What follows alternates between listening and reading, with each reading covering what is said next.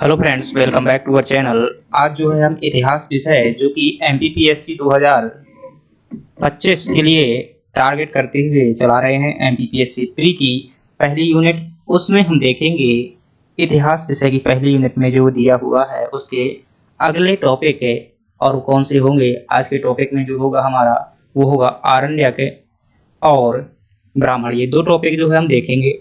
Friends, वैदिक काल में जो है ये ग्रंथ हैं, वैदिक कालीन ग्रंथ हैं, इनसे संबंधित जो चर्चा करेंगे, इनसे संबंधित क्या प्रश्न बन सकते हैं उन पर चर्चा करते हैं। चलिए क्लास की शुरुआत करते हैं। इसके पहले दोस्तों थोड़ा सा जानकारी बता दूं, यदि आप एमपीपीएससी प्री 2025 के लिए टारगेट करके तैयारी करते हैं तो आपके लिए ये क्लास जो है बहुत उपयोगी है। इसके पहले जो भी यूनिट 1 में टॉपिक दिए हुए हैं उन हर टॉपिक को जो है मैं उस पर वीडियो बना रहा हूं ताकि जो है एक अलग से प्रॉपर कंटेंट मिल सके।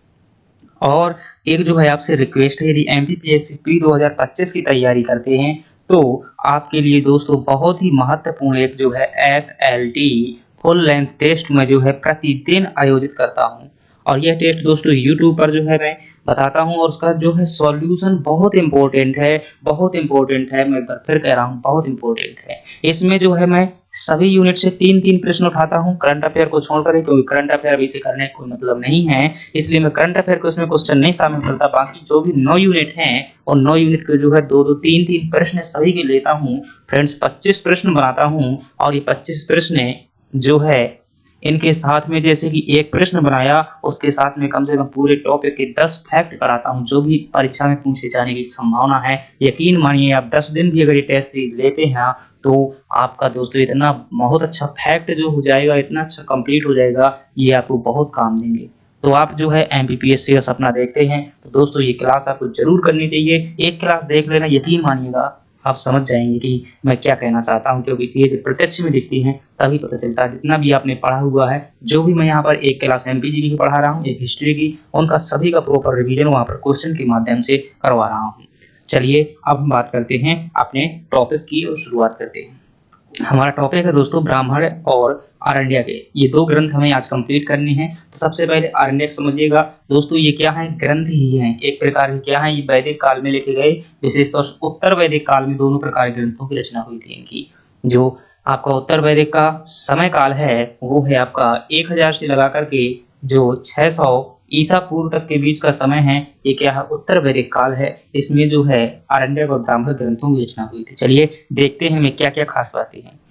सबसे पहले हम बात करते हैं फ्रेंड्स आरण्यक की, कि आरण्यक आखिर है क्या। तो याद रखिएगा कि ये ब्राह्मण ग्रंथों की जिस प्रकार से दोस्तों परिशिष्ट हैं, एक प्रकार की ब्राह्मण ग्रंथों की ही कर्म कांडों तथा दार्शनिकों की जो दर्शन है उनकी क्या करते हैं? व्याख्या करते हैं। जरा समझिएगा, जैसे कि आप क्या करवा रहे हैं? यज्ञ करवा रहे हैं, यज्ञ करवा रहे हैं। इन यज्ञों के पीछे क्या कारण है, क्यों करवा रहे हैं, इसका क्या परिणाम होगा, इनकी मतलब दार्शनिक व्याख्या करते हैं। क्या यज्ञ से वास्तव में आत्मा का मिलन होता है परमात्मा से? तो इसी प्रकार के दार्शनिक चिंतन पर जो है ये आपके क्या है, ये आपके आरण्यक आधारित हैं। दोस्तों आरण्यक का अर्थ ही होता है वन में लिखा हुआ।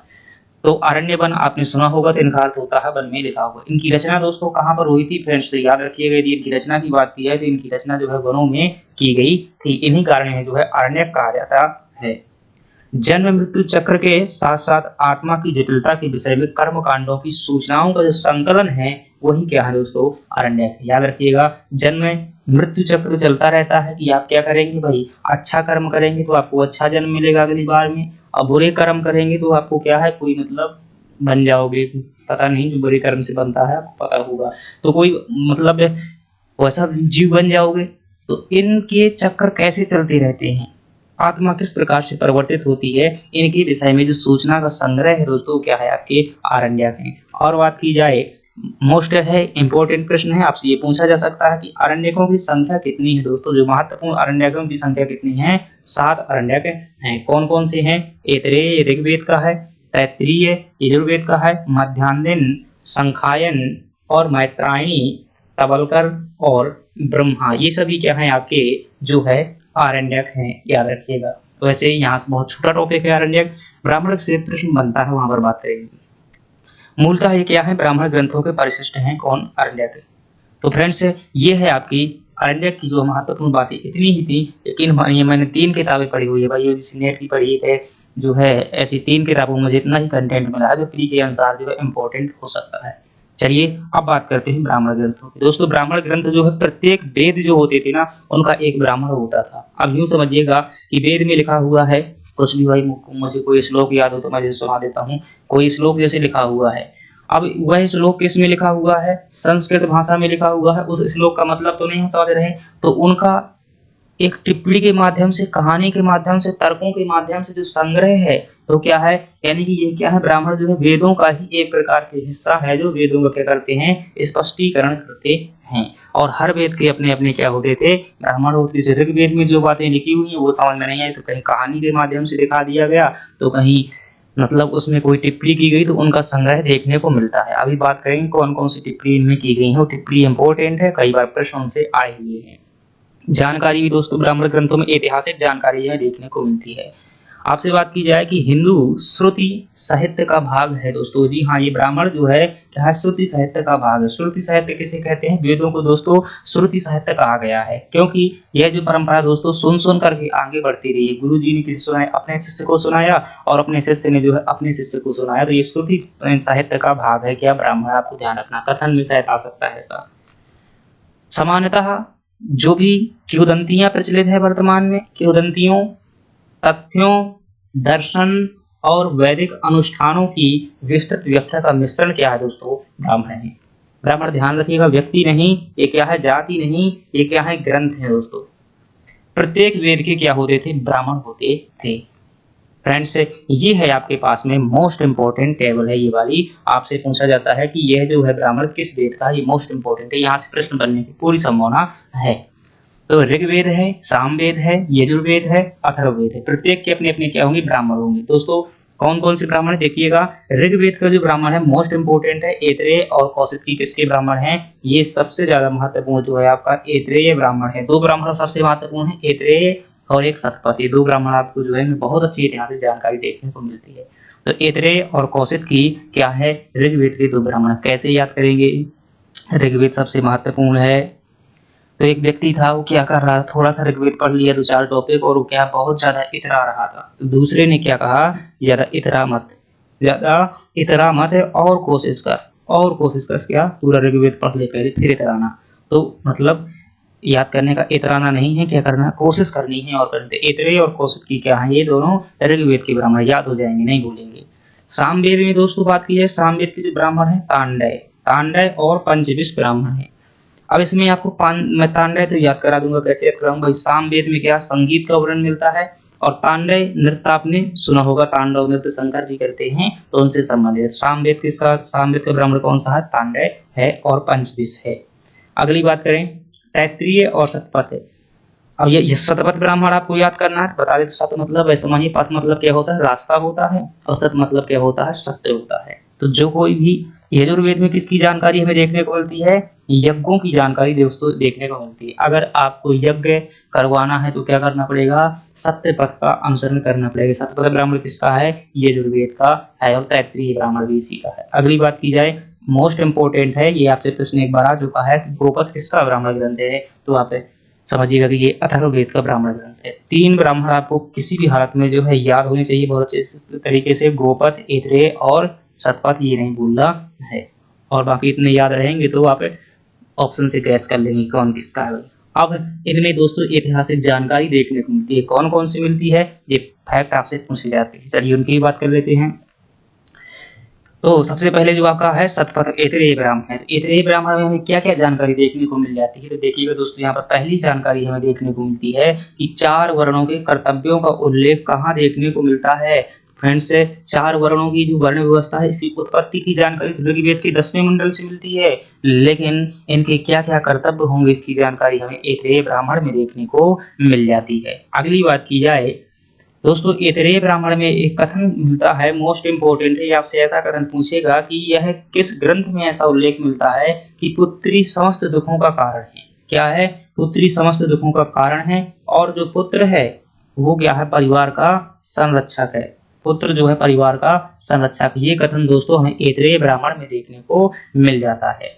अगली बात करें, आपसे पूछेगा किस ग्रंथ में पुत्री को कृपण कहा गया। कृपण का मतलब क्या होता है, जो दूसरे पर निर्भर हो। तो पुत्री को क्या कहा गया है, तेरे ब्राह्मण में कृपण कहा गया है और पुत्री को समस्त दुखों का कारण बताया गया है।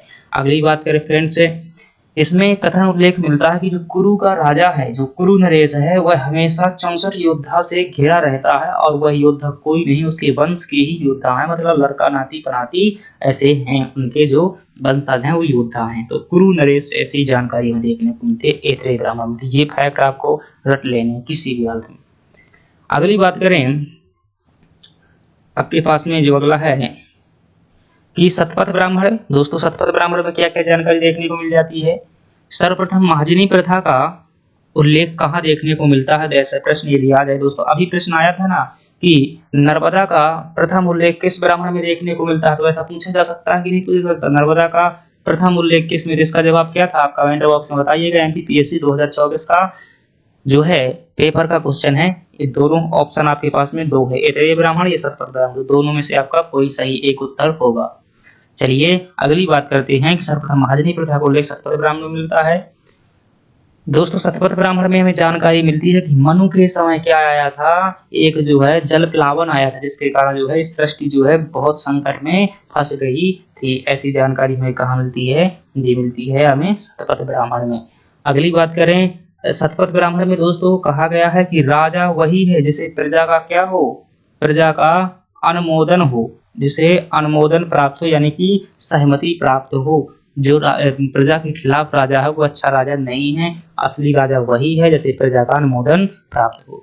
अगली बात करें, इसमें मिलता है दोस्तों विदेह माधव की कथा मिलती है। विदेह माधव की कथा क्या है फ्रेंड्स, उत्तर वैदिक काल में मैंने पढ़ाया हुआ था कि जो विदेह माधव नाम के एक ऋषि हुआ करते थे, उन्होंने अपने, ये मतलब क्या है, आर्यों के विस्तार के बारे में कहानी है, आर्यों के विस्तार के बारे में कहानी है। और कहानी कुछ यूं है कि विदेह माधव ने अपने निवास स्थान सरस्वती नदी में के किनारे से आग उत्पन्न की। वह आग फैलते हुए जो है बिहार तक पहुंची, गंडक नदी तक पहुंच गई थी, मतलब कि आर्यों का विस्तार बिहार तक हुआ था। ऐसी ये कथा मिलती है, कहाँ मिलती है, शतपथ ब्राह्मण के अनुसार है।